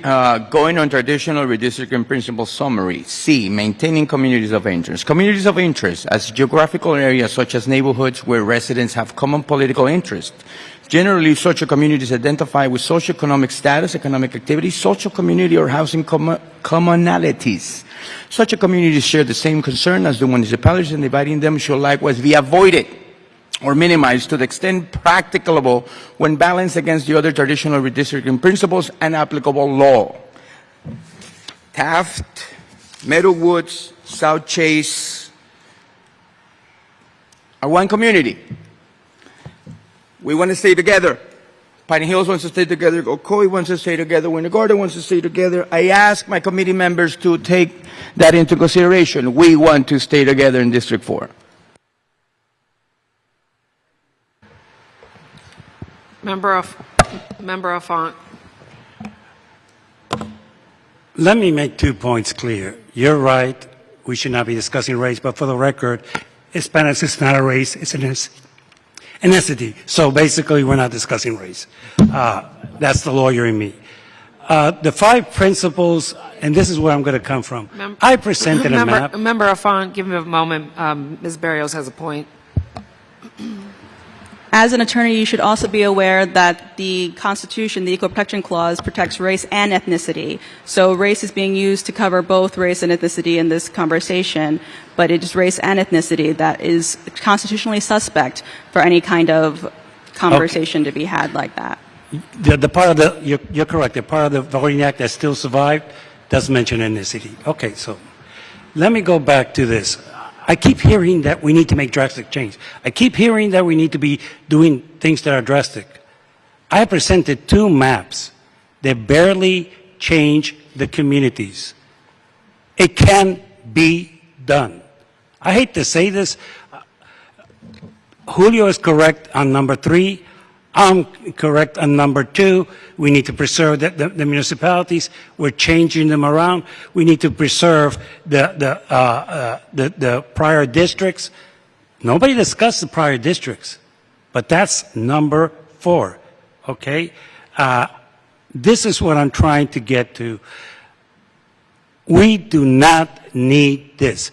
The question that I've always asked is, why is everybody so concerned about making progressive maps and going out of the way and making changes of close to 90,000 people just because it's compact? Look, I hate to say this, as an Hispanic, compact sometimes is not a good idea. It's a requirement, but the compactness, if you look at the map, is really the old time when they used to do the snakes. That's the compactness that most courts expect. And for the record, in 2011, this map went to court, and this map, as it stands today, passed the proof of compactness. Both parties stipulated it was compact. So to say that the current map is not compact is not correct. I understand that everybody wants to do substantial changes. Don't know why, because it doesn't have to be done. I presented 2 maps that basically show you the way that we could go forward with not disturbing, not changing neighborhoods, not doing substantial changes. This is 90,000 people Member changing. Alfont. Thank you. Thank you. I'll give the last 30 seconds to Member Callen. The map is intended, the map was solely intended to pick up the population that's necessary for District 6 and District 2. That's always been a quandary there. With regard to District 3 and District 4, District 3 is largely hemmed in and built out. District 3 it needs to pick up 17,000 residents. District 4 needs to lose 22,000. And District 4 is growing at a rapid rate. So I'm trying to balance that out. It's not perfect by any means. Will I lose sleep tonight over these comments? No. Am I thankful for them? Yes. But this is just something to look at, using roadways as a dividing tool so residents know, oh, my district commissioner is on the west side of this road, the east side of this road, or north of the expressway, south of the expressway. And that's what this exercise was. Mr. Callen, are you making a motion? I think we should move the map forward for further discussion. Second. You have a motion by Member Callen, a second by Member Arias. We've had adequate discussion. I'm sorry. Call the question. Question's been called. We're past our time. Discussion, correct. Is it in order for discussion on the motion? I got it. Thank you. We're going to have discussion on the motion. Right? Member Hartage. Thank you, Madam Co-Chair. Point of order. We've had 15 plus 20 minutes of discussion on this, and I apologize, Commissioner Hartage. I don't mean to cut you off. But we were under the direction that once discussion had expired, it automatically moves into a vote. If we're going to have discussion, I'm okay this with is that. now additional discussion, and I would like to go back on to the docket. Otherwise, I call for an immediate vote, which is what our procedures say. I have to agree with Member Hodge. I was under the impression that once we complete our discussion, it's a vote. We could go on and on and on. All right. So, again, for clarity of everyone, that was my error to ask for further discussion. We've had our 15-plus additional that we co-chairs have already allowed. We will move forward with calling the question. So, all in favor of moving Proposal 9 forward for further consideration, please signify by saying aye. Aye. All opposed? No. Nay. Opposed. Nay. My motion failed. Madam Clerk, do you need a roll call? We're going to do a roll call for the clerk. Are you going to do it or do you want me to do it?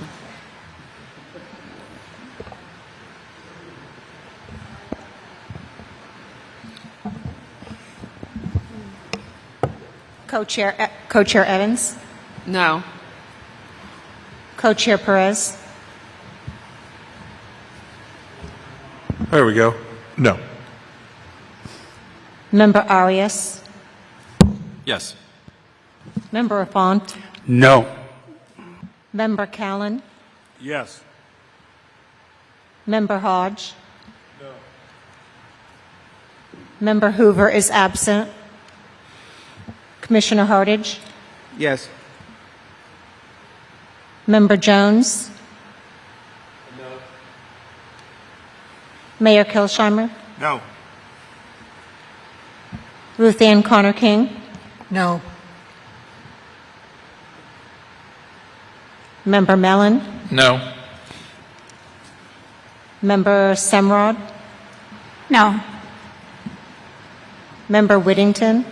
No. Member Roca? In Spanish, no.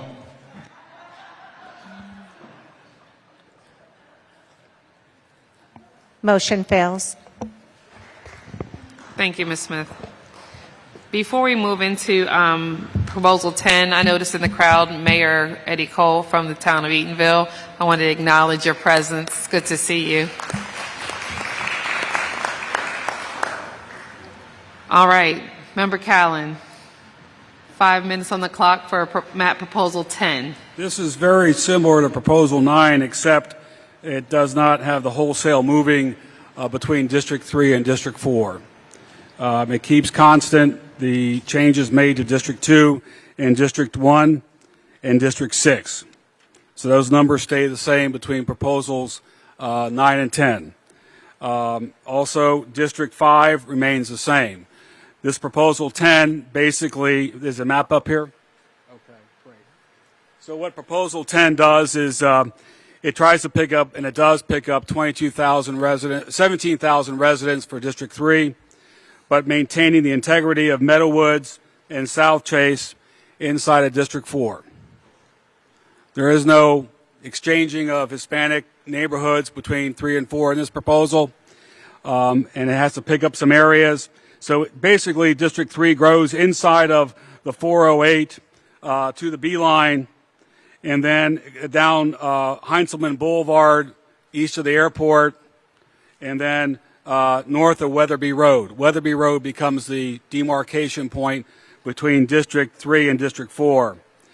This allows District 3 to gain 1.32% population overall. District 4 goes down by 0.67 population, but as we discussed earlier, the secondary consideration of future development in Lake Nona in the next 10 years will balance that out. The numbers are very similar. Without getting too bogged down here, this is actually a little neater on page 2 of the staff under the proposed. District 3 goes to 241,000 residents from 227. District 4 goes to 236, and the populations, as you see, are very similar to what they were before, except that the Hispanic population is split evenly between the two districts. Again, this does not have any moving of Meadowwoods and South Chase from 4 into 3, and this does not move any of the Azalea Park further from 3 to 4.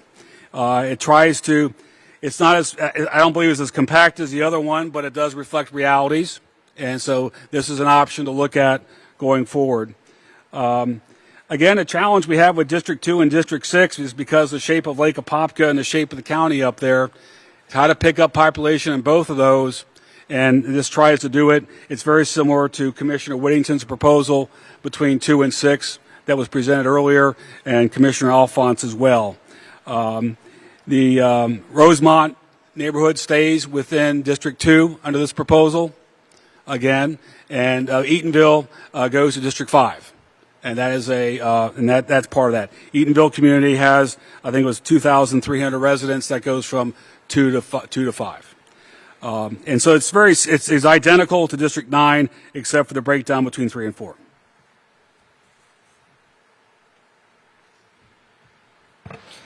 Thank you, Member Callen. Ms. Barrios. So Committee Proposal 10 does pass the threshold for minimum legal consideration threshold for the committee. Its maximum deviation from the ideal district population for the largest and the smallest district is 2.55%, and the relative mean deviation is 0.79%, and it is contiguous, so it meets the state and local contiguity requirements. Moving on.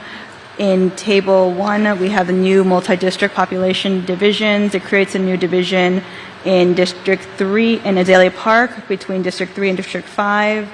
It's a minor one that staff does have a recommendation to correct. In Meadowwoods, it creates a minor split as well, moving 440 people of Meadowwoods into District 3 and keeping the rest of the population at 99% in District 4. South Chase is split by this map as well, with between District 3 and District 4. And then Winter Garden has a new split as well between District 1 and District 2. The municipality of Eatonville is moved entirely from District 2 to District 5. The municipality of Oakland is moved from District 1 to District 2. In whole population, Taft is moved from District 4 to District 3 in whole population, and Tildenville is moved from District 1 to District 2 in whole population. This map does also consolidate populations that are currently split between districts into one district. That includes Alafaya, which was split between District 3 and District 4 and is now wholly in District 4 by the proposed map.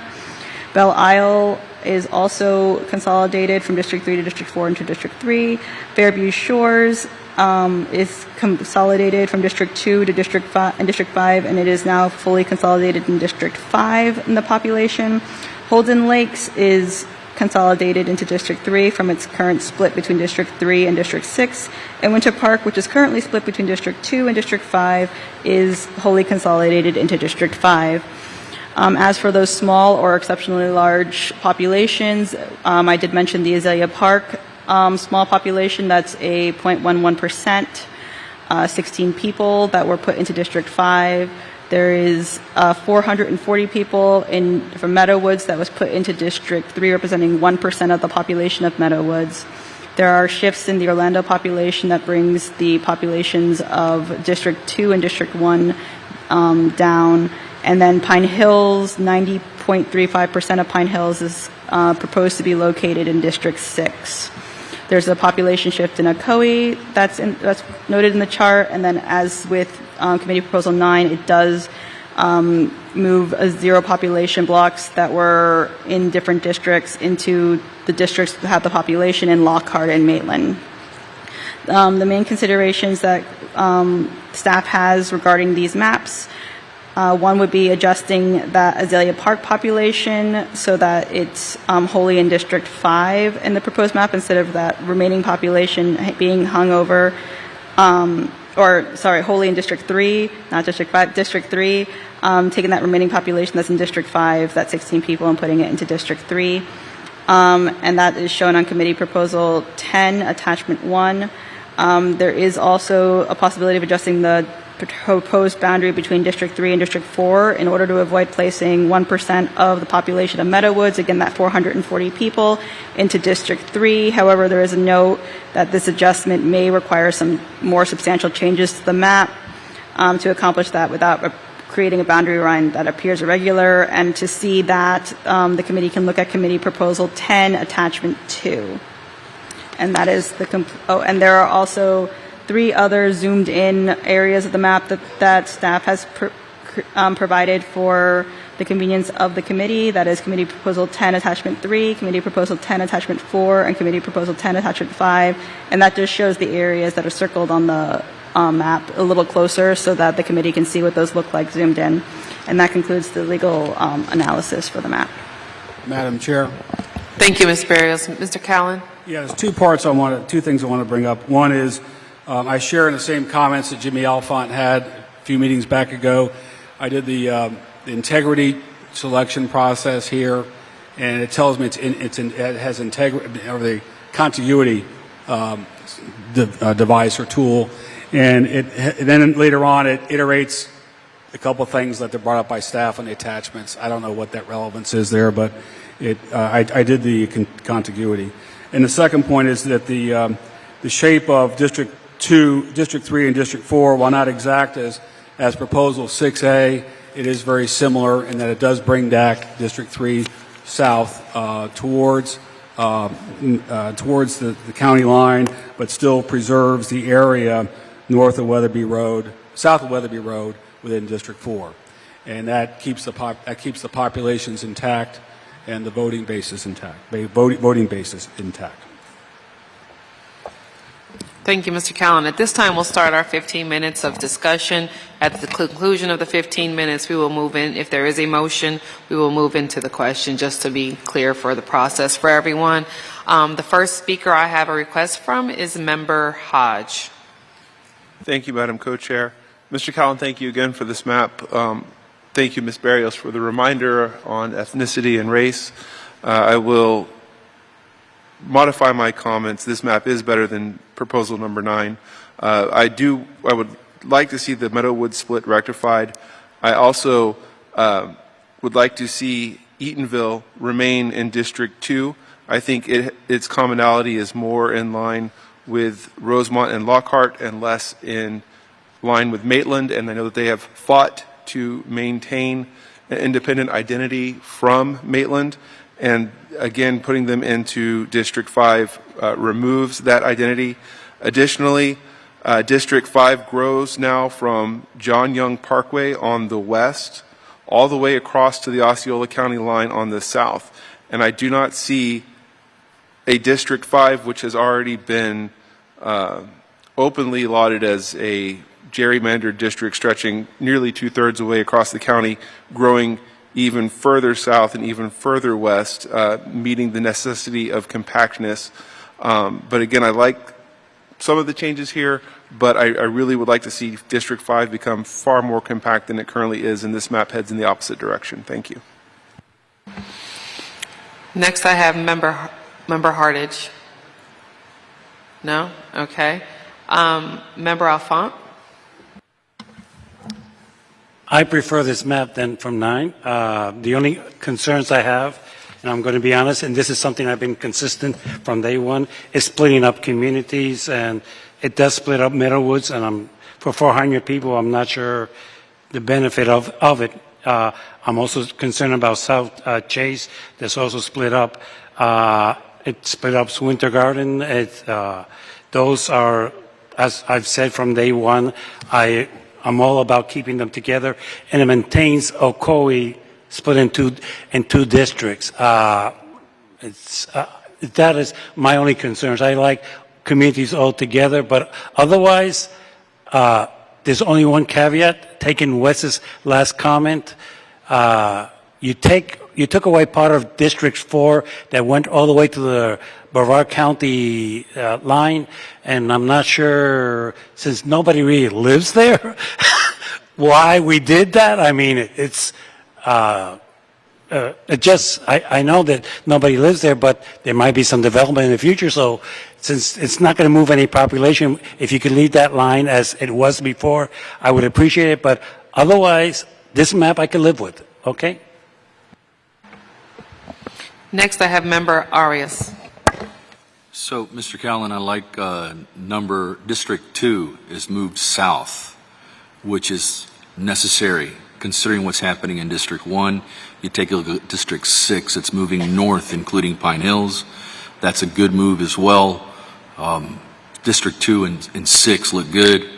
I do think that the Meadowwoods issue is probably 435 is I don't see that split being necessary, but at least this map is, I think it's something we can work with. We're close, I think, with this one because the lines, as far as the district goes, are moving in the directions that they probably need to move when you take into balancing the numbers in each district. So I applaud your attempt at this.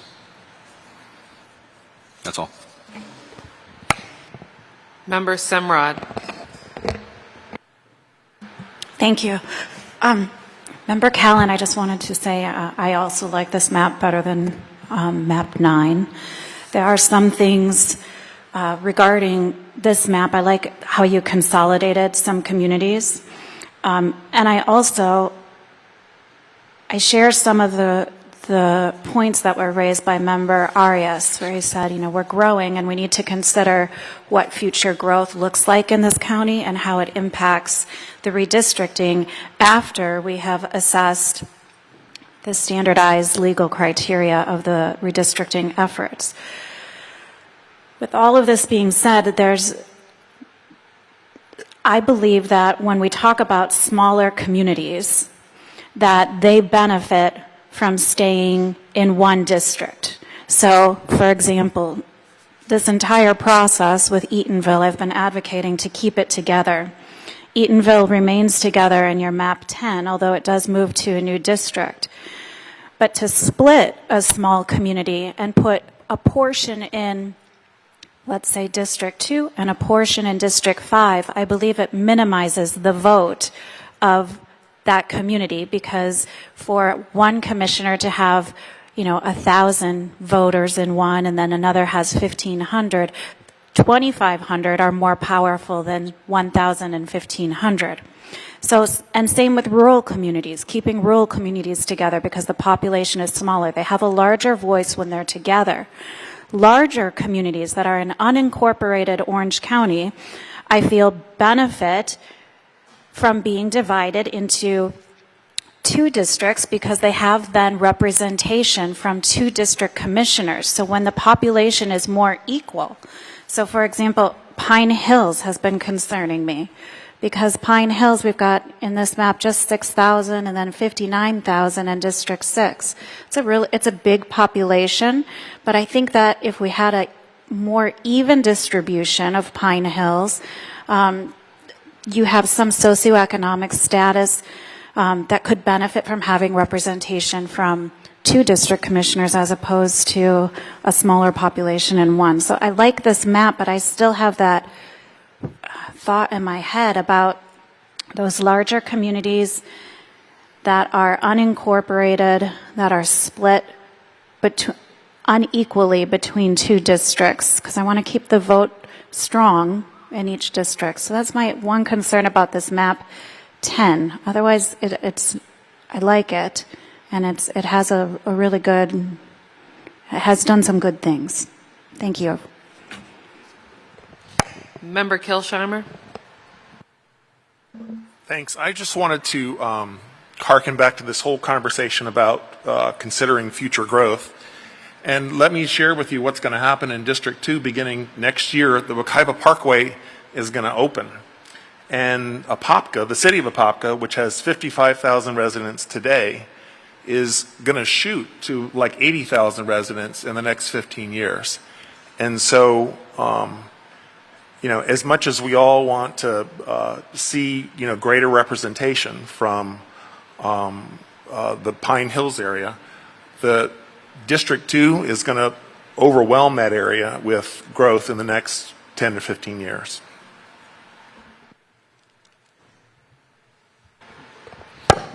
At this time, I have no additional requests to speak on this topic. Member Callan, do you have anything else you want to mention? I think everyone's covered it. You can draw lines a little bit different between 2 and 6, and I tried that.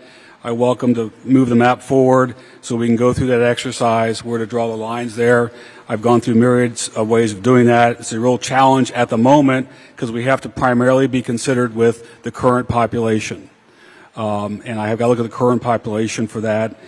And then the line bringing in that area on the east side of the county to District 5, I know it's largely vacant, but I figured that the part that was there, the north half and the south half of the B line have the same issues, rural area, east of the econ. And I thought that would be appropriate to put in one district to look at there. District 5, it's going to be the one that when you have a map 10 years from now, you'll be able to hopefully, have a more consolidated districts that are compact districts. But I think we're another 10 years out or so for that to balance that out. So, no further comment. Member Simrod, are you asking to speak again? Member No, Rocha, I'm sorry. did you? Okay. Thank you again, Tom, for this map. I just want to restate my position. I want to stay quiet for the audience or my fellow committee members to think that I'm in favor. I am against splitting communities, just like Ocoee, Pine Hills, Winter Garden, Taft, Meadowwoods, South Chase is one community. Please consider it one, because that's where I live and we are one. Thank you. Can I address that for a minute? Yes, sir. I'm an old land development attorney, and I've been working in this county for about 30 years. And looking at municipal districts and what municipal boundaries are is really largely a misnomer by the courts, because the county functions as a city with the MSBU and MSTU. The county provides municipal services. So really, when you talk about a community, you're talking about an area. The south part of Ocoee is an unincorporated, is the south part here of Ocoee, south of the turnpike, was developed because Ocoee extended sewer down there. Windermere didn't want to do that. And those people who live south of the turnpike in Ocoee identify more with Windermere and Gotha than they do with Ocoee. And so this line does try to keep that together there for District 1. So we can get caught up with the municipal boundaries, but they are as gerrymandered and confused throughout the county as anywhere else. I tried to look at, from living in this county, in this area for over 50 years, and seeing how it's developed out over these years, trying to find cohesive communities and put them together based upon the development patterns that have occurred or will occur. And then I've looked at secondary consideration. I looked at the balances between the demographics to ensure that there's no dilution or crowding of minorities and dilution of minority votes, and make sure that the plan is sustainable at that point. And if you look at the numbers, this plan looks pretty good. Member Affont? I was going to remain quiet about this one, but look, communities are asking to be together, and you're right, a sewage was a matter in Ocoee, and if we want to be technical, Inglewood decided to make a second development, which then ended up in the county. But if you tell people behind the lake of Inglewood that they're not part of Inglewood, they'll dispute that. Their kids go to the same school. Again, this idea that we have to split up communities like Mr. Arias says, Meadowwood's 435, we're splitting up South Chase, and I'm just asking myself, why do we do this? Is there any real benefit to the communities, or is it just that we're trying to make numbers to feel that we have numbers? Look, I would approve a map with 8 point, because it's within the 10%, as long as it allows the communities to stay together.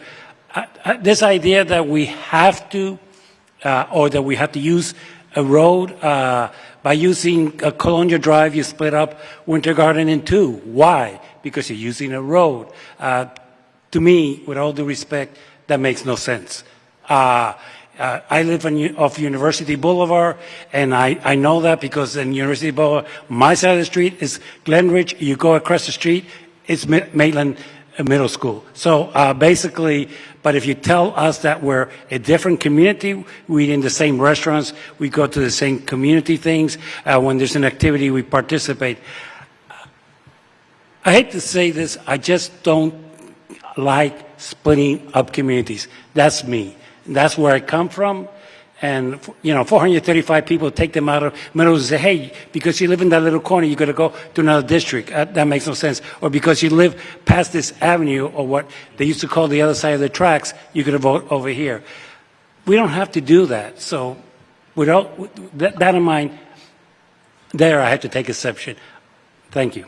Madam Chair. The purpose of this map is a better refinement of number 9 in addressing Meadowwoods and South Chase concerns. This map does try to avoid having jagged edges of districts that make it confusing for residents what district they're in. And I think it's important that the districts have some kind of unified boundaries. And right now, the municipal boundaries are not the way to draw them. Because you look at Winter Garden jumps up and down on the 429, and there's gaps of the unincorporated in Winter Garden. It's a mess. And so to say that we can keep communities together is a misnomer. So what I try to do is keep communities together by ways that be identifiable by roads. For instance, this Weatherby Road. I just use Weatherby Road as a marker because that was in the census tract, and that made sense to me. In one of my first cases years ago was the Beltway through South Chase and Meadowwoods. And so I saw how it's developed out, but if there's a portion of South Chase north of Weatherby Road, this map can be changed later on. There's some room to do that here. And so there's some things that can be done here or there, but ultimately lines have to be drawn, and I try to draw them based upon an area that a citizen can say, well, my district is this district because that's where the road is, east or west, that road is a different district. That was the idea behind this. Member Callen, we're down to 10 seconds on our 15 minutes. Do you want to make a motion?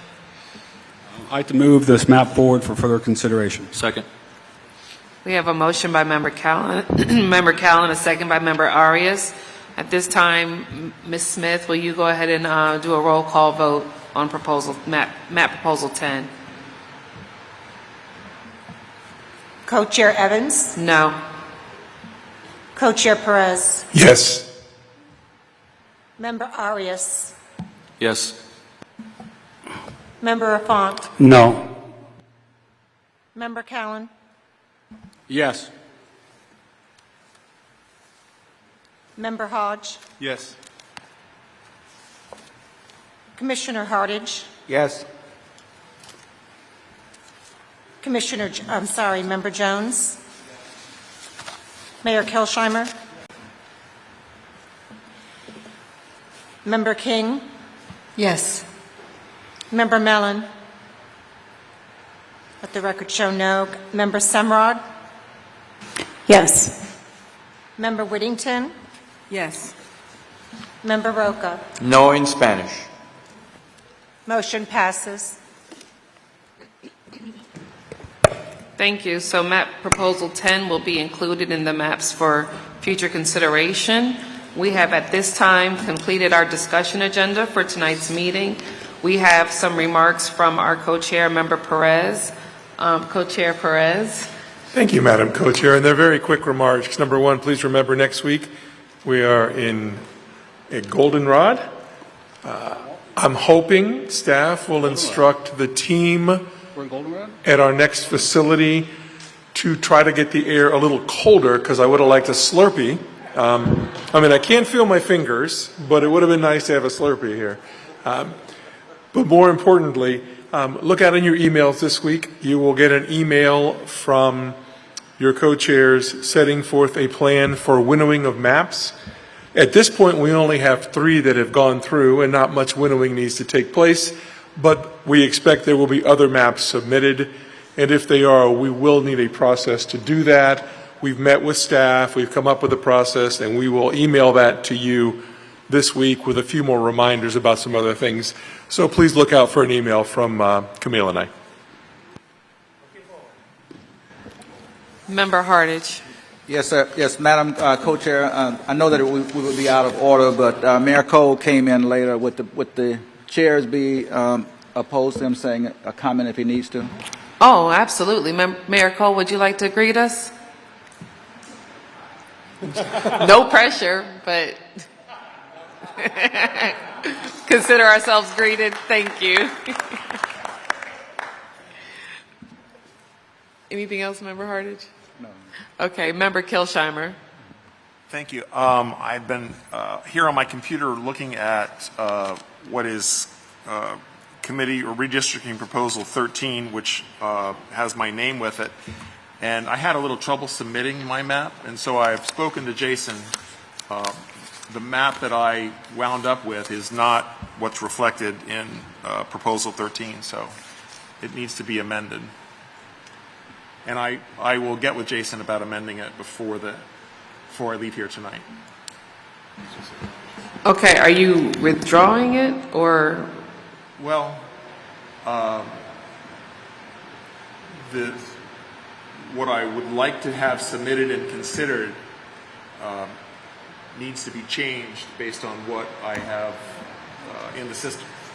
Okay, so I'll leave you to work with staff and provide us guidance on how that goes forward. To make sure that everybody had a heads up, because Okay. that's all. Thank you. Member Hartage, no? Yes, okay. Is there anyone else for the good of the order? I would move to adjourn, Madam Co-Chair. Got a motion and a second. All right, well, it's time to adjourn. Thank you all. Good night.